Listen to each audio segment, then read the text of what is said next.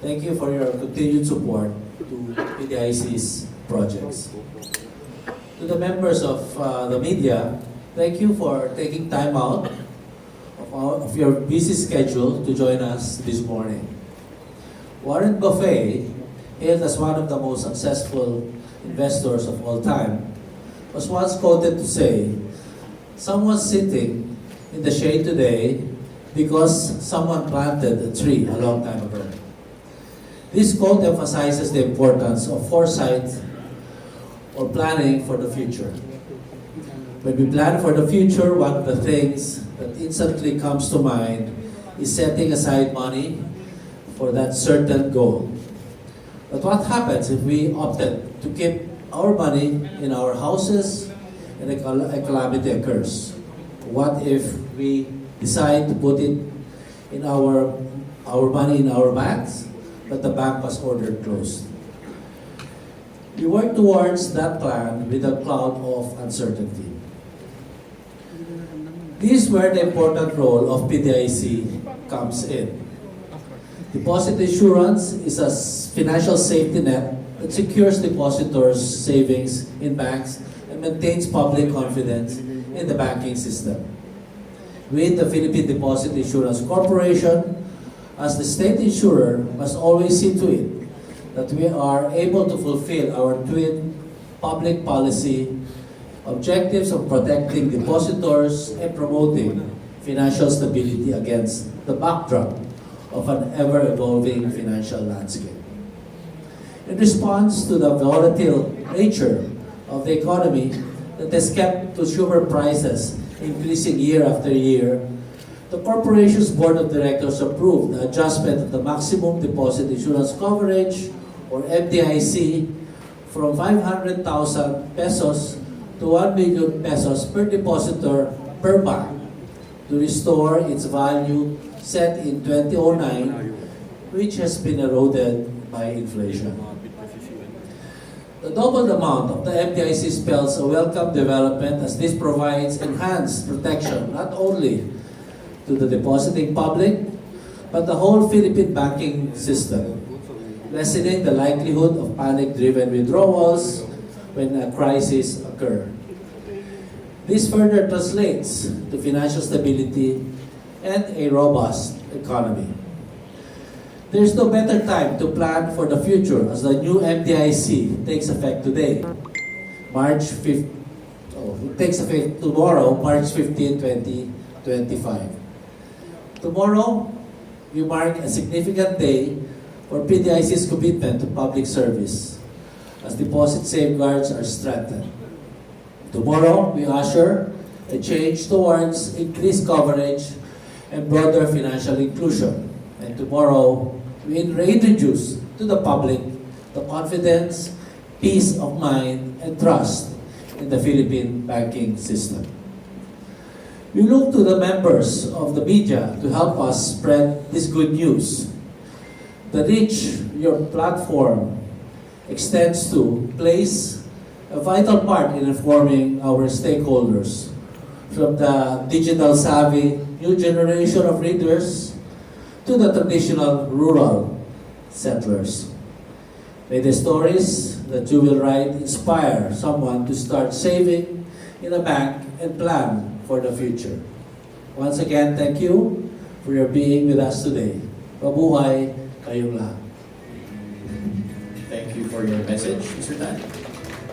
And now, I'm sure our media friends are excited to learn more about PDIC. The past 2 weeks, since February 28, 2025, PDIC has been getting good media pickup on its recent initiative to double the maximum deposit insurance coverage from 500,000 pesos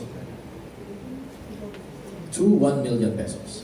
But more than that, we will learn today the important roles of the PDIC. After the presentation, we shall open the floor to the Q&A session. So without further ado, may I call on PDIC Vice President June Villaret for his presentation. Sir June, the floor is yours. Thank you, Gideon. Good morning, everybody. I am pleased to share with you the updates or the good news about the increase in the maximum deposit insurance coverage. But before that, allow me to introduce or give some information about the Philippine Deposit Insurance Corporation, who would be the lead agency in implementing this. So if I can have the slides, please. So you may heard this or seen this in our social media accounts or even in our announcements. But nevertheless, let me review this for those who are already familiar. So the Philippine Deposit Insurance Corporation is a government agency whose mission is to protect depositors and promote financial stability through the provision of deposit insurance. We are an attached agency to the Bangko Sentral ng Pilipinas for Policy and Program Coordination. And we're a proud member of the Financial Sector Forum, the Financial Stability Coordination Council, the Financial Inclusion Steering Committee of the country, and also internationally, the International Association of Deposit Insurers. It's our vision that PDIC will be a key pillar in promoting financial stability, not only in depositor protection, but also in financial stability, by providing depositor protection that is responsive to the changing times and earning the trust of the public. Next slide, please. Let me give a brief background on the scope of deposit insurance in the country. Given our existing legal framework, the deposit insurance in the country covers deposit products in Philippine banks. So we have the savings, time, and demand deposits, both denominated in pesos and in foreign currencies. We are covering these products in all members, institutional members of PDIC, which are all the banks licensed by the Bangko Sentral to operate in the country, which includes the branches of foreign banks. As you can see in the slide, we have about 473 banks operating in the country. We'd like to highlight, though, that we are not covering, because they are not banks, the following: deposits in cooperatives and deposits in non-stock savings and loan associations. We have to make that clear, that only deposits in banks are covered by deposit insurance. Next slide, please. As you would know, the deposits in the country have grown to about 20 trillion by end of December 2024. It's about 7% increase from that level in 2023. Deposit accounts, on the other hand, have grown also by almost 18%, from 121 million in 2023 to about 143 million in 2024. And these are deposited in about 13,300 something banking offices nationwide from 474 banks. Now, allow me to give a brief overview on the role of PDIC before we discuss the maximum deposit insurance coverage. PDIC is wearing actually three hats. First, as a deposit insurer. Second, as co-regulator of banks. And third, as a receiver of closed banks. Let me go through each one of these quickly. As deposit insurer, we are protecting depositors by providing the deposit insurance coverage beginning tomorrow, 1 million per depositor per bank. So this gives the peace of mind for those people who have deposits in banks. And because we're providing deposit insurance, we collect assessments or premiums from member banks equivalent to 1/5 of 1% of their total deposits. Now, we use these assessments to invest and therefore comprise the Deposit Insurance Fund, which is the PDIC's capital or equity account, which we use in doing our job as insurer, basically as in providing deposit insurance. Next slide, please. As co-regulator of banks, PDIC has the authority to issue rules and regulations for banks in order for them to protect the deposit insurance and depositing public. Our rules and regulations cover deposit insurance operations.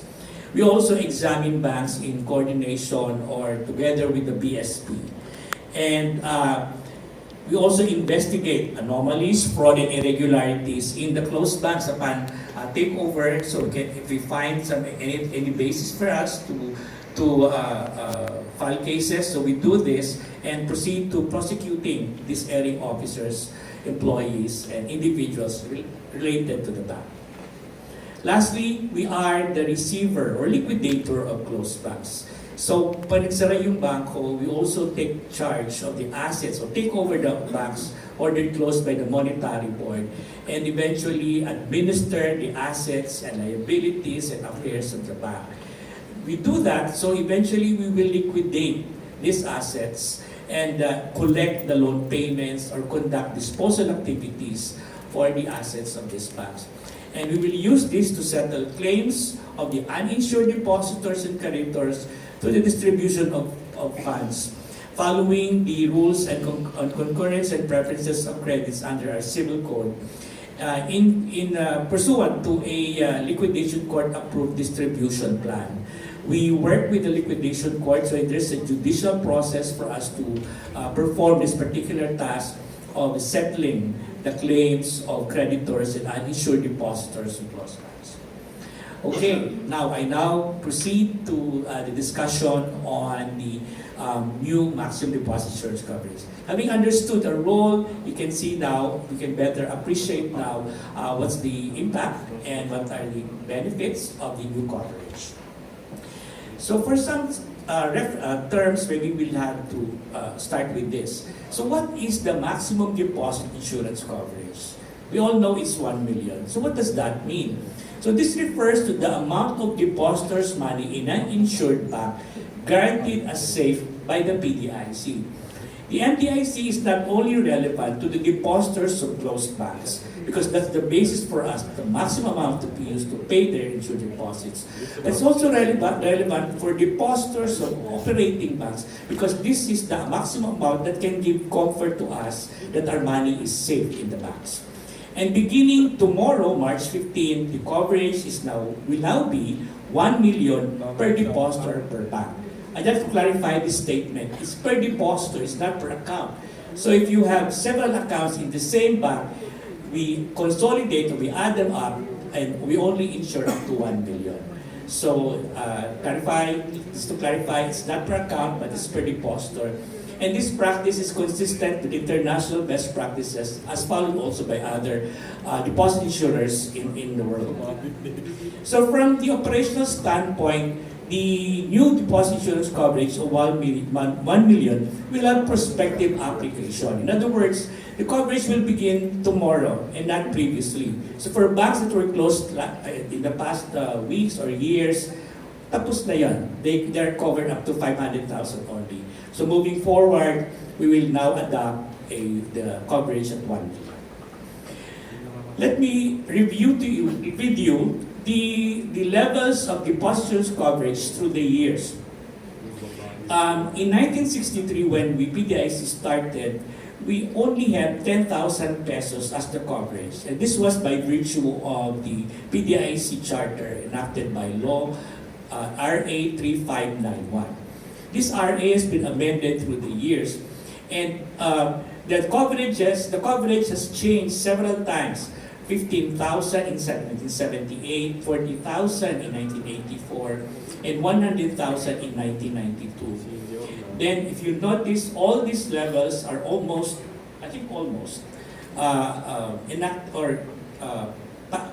use congressional act or have a congressional act to implement this. The last one was in 2009 at 500,000. If you recall, 2009 was the year when there was concern on the global financial crisis, and PDIC had to act in response to the times to double the current deposit insurance coverage of 250 to 500,000. Now in 2025, beginning tomorrow, we are adjusting the coverage to 1 million, but this time it's not through an RA or a congressional act, but through an approval by the PDIC board, given the authority provided by the charter. So I think I'll discuss that in the next slides. In December 2024, the PDIC Board of Directors has approved the adjustment of the MDIC from 500,000 to 1 million per depositor per bank.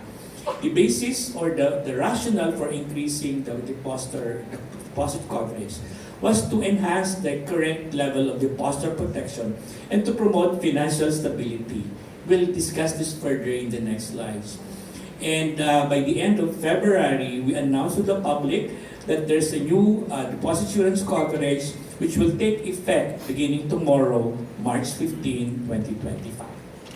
Now, what was our basis in adjusting the coverage? Next slide, please. Firstly, the PDIC Board of Directors has now the authority to adjust. No longer Congress, but the PDIC Board to review first the coverage every 3 years and increase the coverage as may be warranted with reference to inflation and other economic indicators. So there's a basis, there's some indicators to be used or factors to be considered in adjusting the coverage. We also went around the country in 2023 and 2024, and we received the feedback or recommendation from the different banks and depositors to adjust the coverage because the current one at 500,000 is no longer relevant for them. And mindful that the power of the peso has diminished and to foster a more vibrant banking system and encourage more depositors to put their money in banks. Next slide, please. The adjustment in the coverage is also aligned to the international standards for deposit insurers. And this is the core principles formulated by the International Association of Deposit Insurers. One of the principles there is on coverage, which is Principle 8, that the policymakers should define clearly the level and scope of coverage, the amount and the extent of deposit products or products that should be covered by the coverage. And it should be limited. In other words, hindi lahat ng deposit. It should only be to a certain amount and credible and to cover the large majority of depositors. Leave a substantial amount of deposits exposed to market discipline. So there's also market discipline to be exercised by the depositors. Deposit insurance should be consistent with the system's public policy objectives and related design features.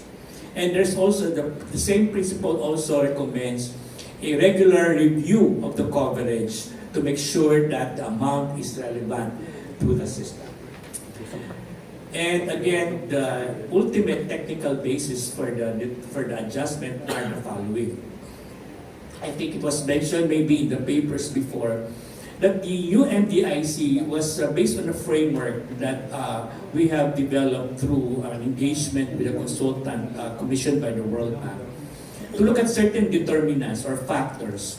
And first, that's inflation, and second would be the ratio of the maximum deposit insurance coverage to the GDP per capita of the country. Now, let's discuss inflation. The new coverage was updated to the extent of protection when the deposit insurance coverage was last adjusted in 2009 at 500,000. If you will inflate yung value ng MDIC at 500,000 in 2009, it will be equivalent to about 1 million by year 2025, and it will still be relevant until 2027. So the first and quick answer on why MDIC was increased to 1 million, we have to restore the diminished value of 500,000 pesos when it was first instituted in 2009. So it's a restoration of the value of the coverage to the present times. And also, the amount of 1 million aligns with the level of coverage relative to the incomes of comparable countries. But let's not compare the Philippines to other countries who are really with high incomes, because we can compare ourselves. The maximum deposit insurance coverage is actually relative to the income of the country or of the depositors. And based on data from the lower middle income group, based on an IMF database, the average ratio of the MDIC to the GDP per capita is 4. In other words, the MDIC can cover 4 times the GDP per capita, and that's the average of the lower middle income countries. Our MDIC to GDP per capita in 2023 was around 2. So kaya magdodoble talaga because of this alignment on the level of coverage relative to the GDP per capita of the country. Now that we have adjusted the MDIC, what's the impact to the society? Definitely, this means enhanced protection, more depositors and more deposits. I think you're provided with a fact sheet that provides more details on the numbers, but allow me to look at this table for comparison.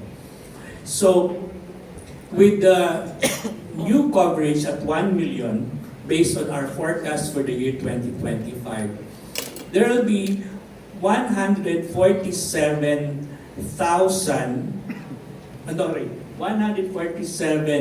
million accounts that are covered, fully covered by the amount 1 million. That is 98.6% of the total deposit accounts in the country. And that is higher than the 97.5 when the MDIC is still at 500,000. So there's an increase of about more than 1 million. There are more than 1 million depositors. If we did not adjust the MDIC, they were not protected, fully protected by PDIC. With the adjustment now, merong additional 1.5 million depositors who are fully covered by the MDIC. In terms of amount, we can now see that this is in billions, so this is now in trillion, right? So 5.3 trillion deposits are now insured because of 1 million coverage. And this is equivalent to about 1/5 of the total deposits in the banking system. Can we go to the next slide?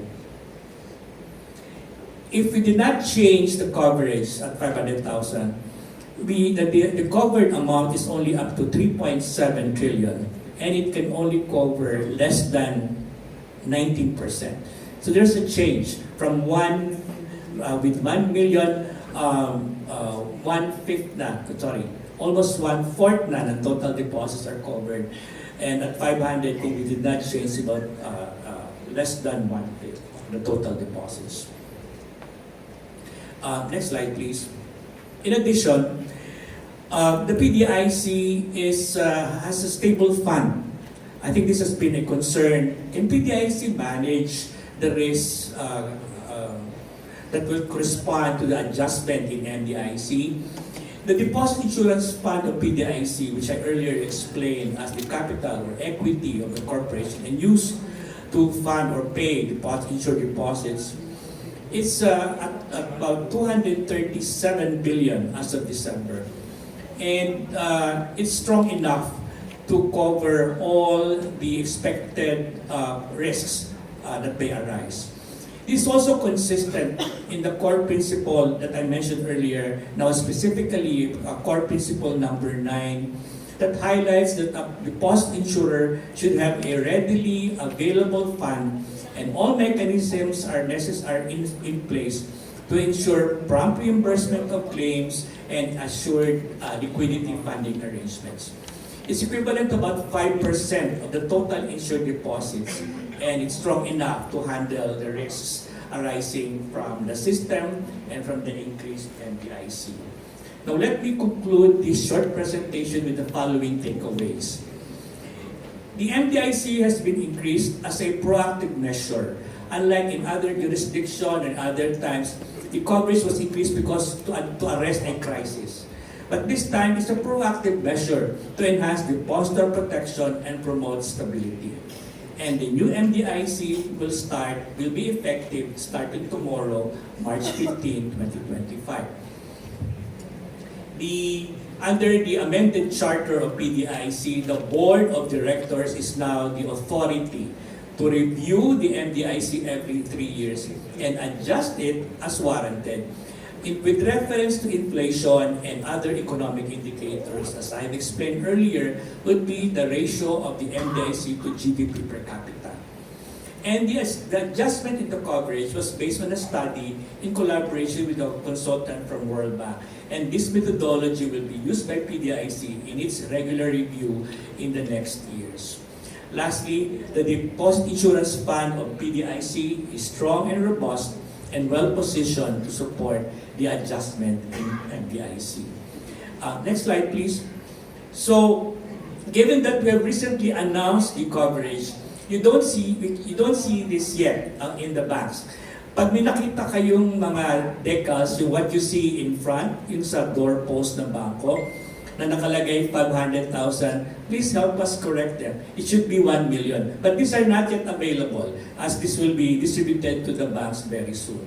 And there's a reminder also in every teller counter in the banks that the deposits are insured up to 1 million per depositor. Again, these are not available yet and will be distributed soon to all the branches of member banks in the country. Should you need more information or other details about coverage, about PDIC, you can check our website, our Facebook account, our X account, or even YouTube for some informational videos about coverage. So let us be reminded that bank deposits are protected by PDIC. Next slide. And with the additional, with the new coverage of 1 million, we are more protected. Thank you and good morning as we turn over now the mic to Gideon. Thank you. Thank you so much, Sir June, for your insightful presentation. Of course, we have been learning about the important work of the PDIC during the regional press conferences as well. But today, we are getting first crack of how the PDIC determined the adjustment to the MDIC and the importance of the increasing of the MDIC to ordinary depositors. So, and how, of course, this will contribute to the financial stability of the country. Now, I'm sure our media friends are also interested to know more. But before we begin our Q&A, we invite on stage SVP Sandy Diaz and General Counsel Tony Bolivar from the PDIC to join our panel of resource persons. We have with us also on stage PIA-PMD head Sir Darrell Torres to moderate the Q&A session. Before that, let me just read a few guidelines and house rules to ensure a smooth and engaging interaction. To ask questions during the Q&A, please raise your hand and wait to be acknowledged by the host or moderator. Before asking a question, please say your name, your media organization, and to whom your question is addressed to. Please limit yourself to one main question and one follow-up inquiry. In this way, everyone has a chance to participate. Please understand that this forum is not the right place for questions unrelated to the press conference's main topics. We won't address off-topic inquiries, including those about specific banks, depositors, and legal cases involving our guest agency and or other related entities. And questions not raised during the Q&A may be emailed to ccb@pdic.gov.ph. Again, that's ccb@pdic.gov.ph.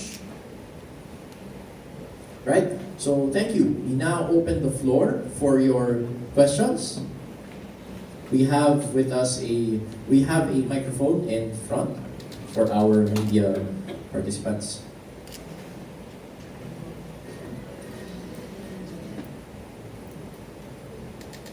I think habang hinahantay natin yung media, bigyan na natin agad ng tanong si VP. Ano? So VP, para sa ordinaryong Pilipino, yung increase natin na 500,000 to 1 million, for example po ako, may deposit sa isang bangko as a sole depositor for 1 million, then another deposit sa isang account na joint account na 1 million din, magkano po yung covered sa akin ng PDIC? Ulitin po natin, ano? So meron akong deposit ng 1 million as a sole depositor, then meron ako another account on the same bank na co-depositor po ako or joint yung account. 500,000 po yung pera ko doon, 500 din sa kasama ko. Magkano po yung covered ng PDIC doon? Okay, thank you. It's a good question to see how we apply the coverage. I think I have slides for that. No? Okay, so let me... I'm prepared, Daryl. Okay, so for all single accounts, no? So kung meron kayong single account, meaning nasa pangalan ninyo yung deposit account ninyo, and you have several, okay? In this case, I have an example here of Mang Domeng, who has 4 accounts in his name. So accounts like for the account of a trust for are also for Mang Domeng. So in this particular bank, 4 yung accounts niya in his name, and the total is 2 million. The insured deposit of Mang Domeng is only 1 million. I think that's clear. We add all the deposits in the same name and capacity as a person, but the insured deposit is only up to 1 million. I think that's easy. Now, paano kung si Mang Domeng ay may joint account sa ibang tao in the same bank? Now, when we have joint accounts, the depositor now assumes a different capacity. In other words, to answer your question, the coverage of 1 million is separate from the single accounts and separate for your joint accounts. So, in fact, it's possible that he can be insured up to 2 million. 1 million for all single accounts. Again, the same depositor, and then another million for all his joint accounts. In this case, Mang Domeng has 3 joint accounts with his sons and wife. The total amount of the joint accounts is 3 million. You know, if you have a joint account, we assume that the share of each account holder is equal, unless specified. No, so in the case of kahit na or and, if there's no document to show otherwise, we treat joint accounts to be shared equally by the account holders. So in this case, Mang Domeng has 3 joint accounts, and all his insured accounts, he will get 1. Kung bang i-expand, ano exactly yung ini-insure ng PDIC? Insurance against what? Kasi for example, baka akalain po ng mga listeners natin ngayon na insured pag na-scam yung nakadeposit nila na account. Or insured pag may nangyaring or bigla nilang binawasan yung account nila. So, kailan po magkikick in yung insurance ng PDIC?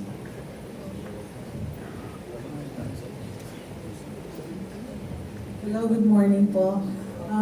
Yung insurance ng PDIC will kick in only if the bank gets closed by the Bangko Sentral. So as to what amounts are being insured, it is the balance as of closure date and the interest also as of closure date.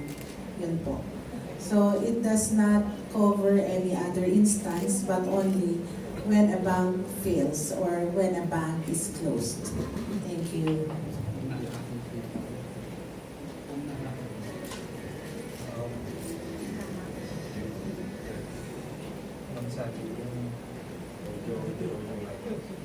Kung nahack daw.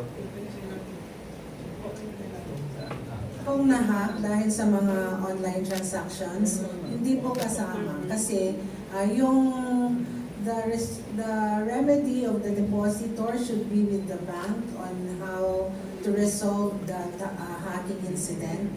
But until the bank is closed, that is only when PDIC comes in as a receiver of the bank and as a deposit insurer of a closed bank. Thank you.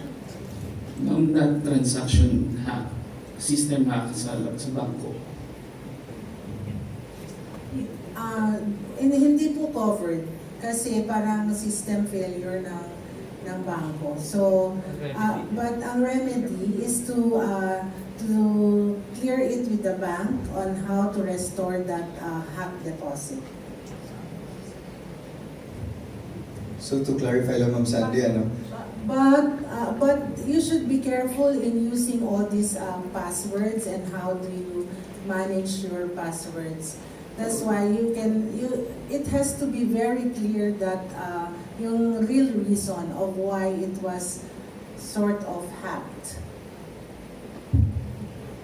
So may mga remedies naman for that, no? Through the proper regulator and also with the bank itself, no? Kasi kung kasalanan ng bangko yun because of the system is not or not as protected as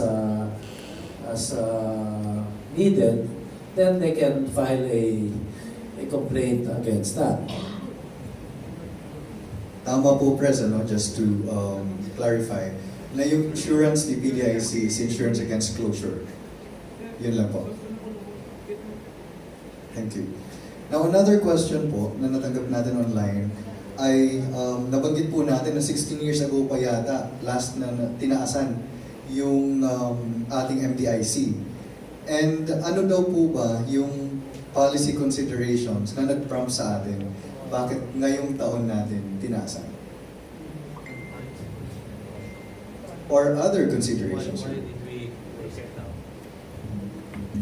Actually, there were already proposals to adjust the PDIC earlier.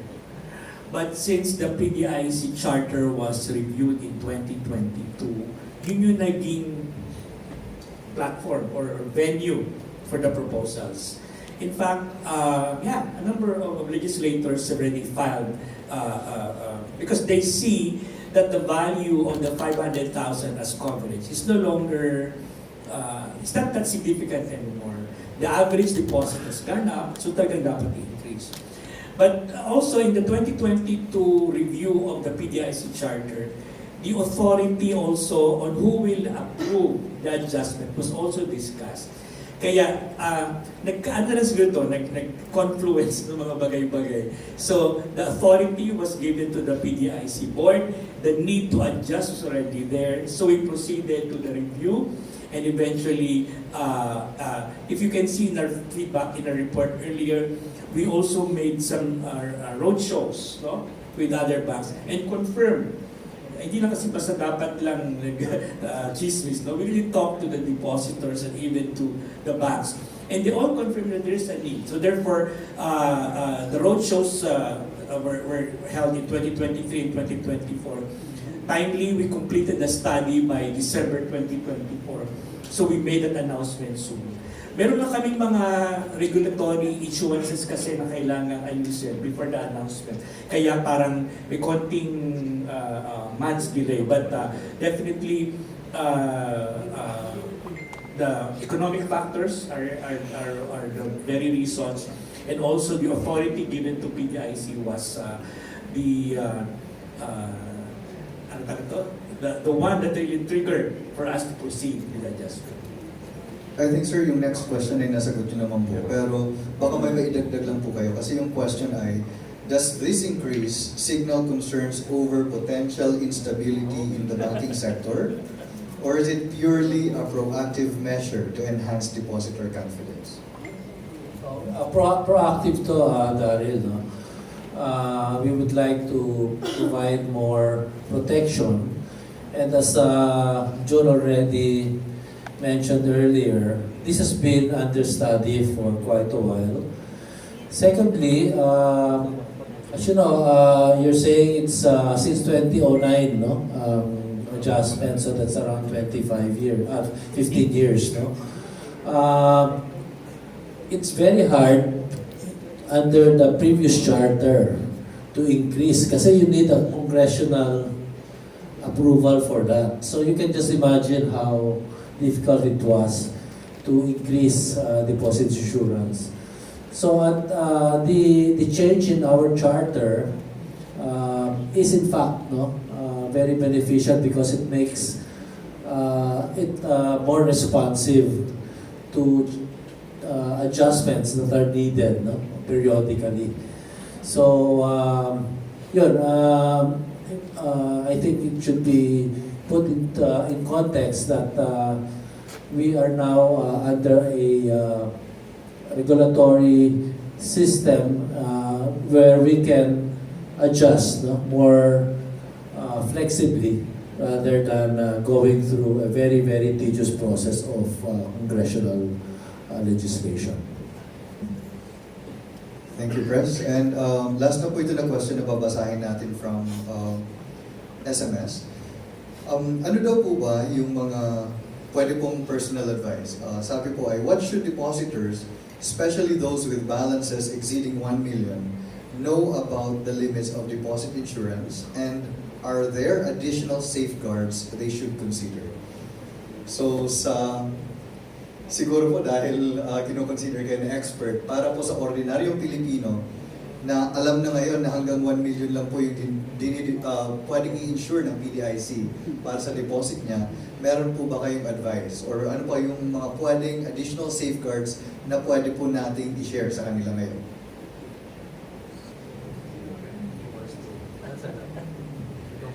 Okay.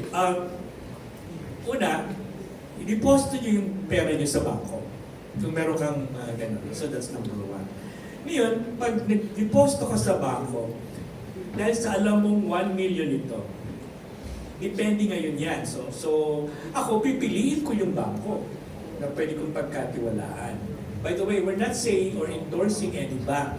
But for any depositor, you should choose your bank na you think your money will be well kept or maintained or managed, no? I use this analogy whenever I'm asked that question. It's like enrolling your child in a school. You choose the best school that can teach your child or help your child grow. In the same manner, if you have money and you want to make it not necessarily grow because the interest rates are not that naman, no? Pero kasi liquidity, gusto mong magamit or anytime you want. Choose a bank that you trust. Therefore, it's important that we choose the ones handling or in the management or in the board of that bank. I think those in the provinces are well positioned kasi they know everybody so they can choose the bank. And also,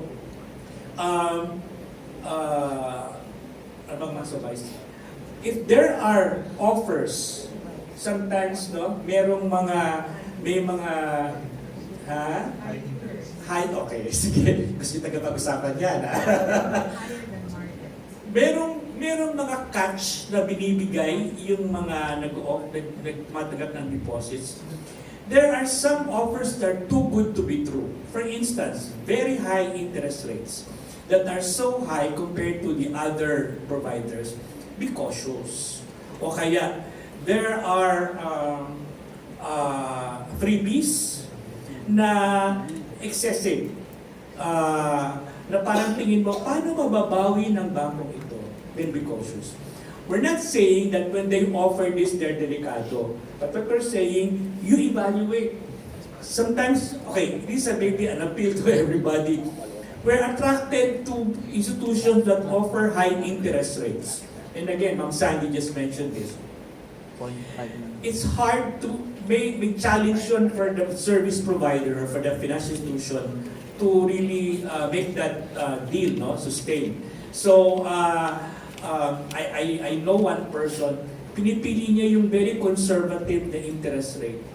Kasi tingin niya, it's a guarantee for safety because walang masyadong malaking pangako yun.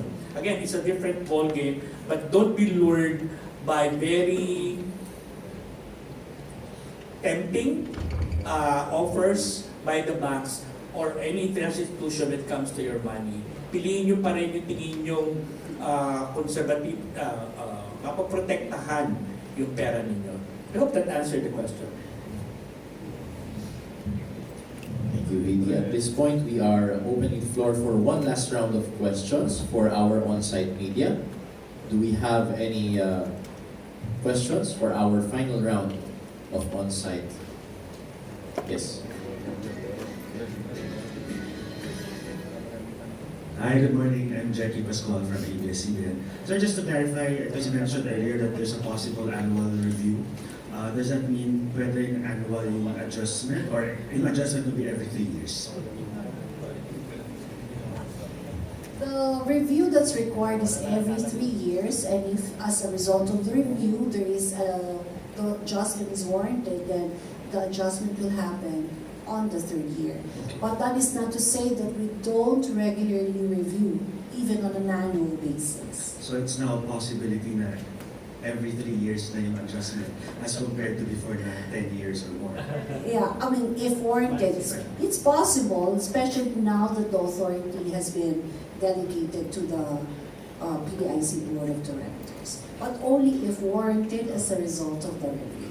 Just one last question. Just for historically now, recent years, or maybe last year, how much na yung nabigay natin deposit insurance, how many banks those, at least recently?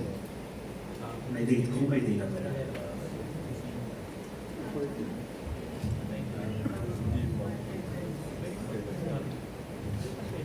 As of last year, we only had 3 banks, and we were able to pay about 236 million. So it's a decline. So it means that the banking system is strong. Wala na tayong expectation this year. We defer to the central bank because they have the authority to close banks. Thank you very much. Thank you. Any other questions from our on-site media? Okay, hearing none and seeing none, thank you. And that was such an engaging discussion and interaction. We really learned a lot today. Thank you so much, PDIC, and thank you so much, everybody. And formally close today's press conference, may I call Senior Vice President Sandy Diaz from the PDIC.